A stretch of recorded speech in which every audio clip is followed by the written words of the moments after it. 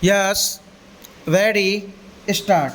Because the basis of the Congress authority and its economic and social policy has been independent national economy. A country like India, if it has to follow an independent policy of non alignment, it cannot follow that policy unless it builds up a national economy. It should be an independent national economy based on social justice, commitment to socialism, democracy, and secularism, which Jawaharlal Nehru put forward and behind which in parliament and in the country there was a national consensus. Our consensus prime minister, when he talks of the unity and independence of the country, threats from outside and the economic imperialism that is threatening the development of independent economy. The emphasis you will find is on public sector, building up the rural sector growth and social distribution, and on that basis building an economy based on self-reliance and not independent on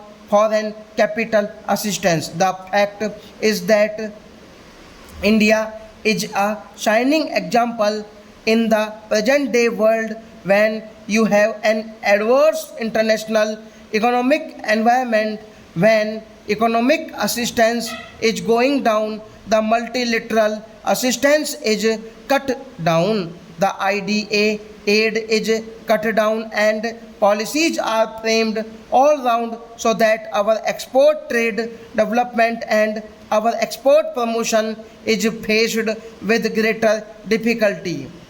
Even then, because of the economic policies laid down by Jawaharlal Nehru and successively followed by Indiraji and reinforced through this budget by the present Prime Minister, it shows that this is the only way and this is the only model in which India should develop if it wants to maintain its dignity and emerge as a prosperous and strong country.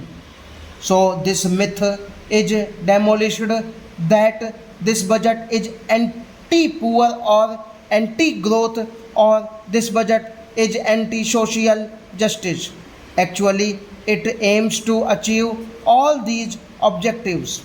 He has also demolished the myth that this government or the governments about the upper middle class, this is all demolished, and I think it is necessary that in this house there is consensus behind the new path or rather the new enforced path that is sought to be made about out by this budget. Similarly, the budget aims at promising growth, and if you see, you will find that a number of consensus have been given to industries engaged in mass consumption, goods not carrying to the needs of the affluent.